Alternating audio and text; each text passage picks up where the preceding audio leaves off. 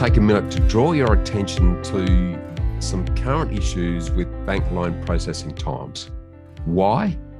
Because they're actually costing buyers and losing their contracts, and the contracts are falling over because of the excessive delays that are being experienced.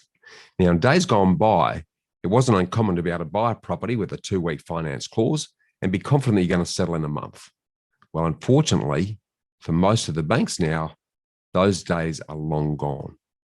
Due to the extra compliance that's required to scrutinise a loan application, along with the fact that a lot of the banks are now severely under-resourced to handle a massive increase in finance applications that are coming through, we're actually seeing loan approvals blow out for anywhere between 4 right up to about 12 weeks. Now, this is particularly so with the big banks. And in fact, the sad fact is that quite a few of the banks now, because they're so much under pressure, won't even start looking at your application until it's been sitting on their desk for 2 weeks or more.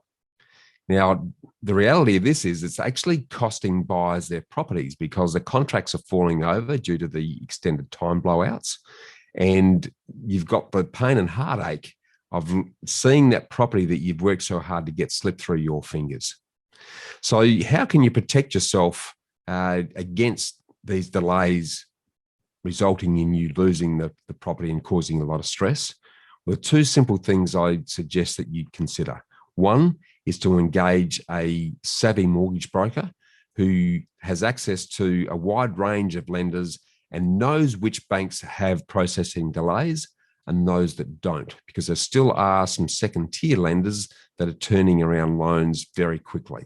So if you're worried about time blowouts, getting a good mortgage broker to negotiate through that maze will help you and relieve a lot of that stress.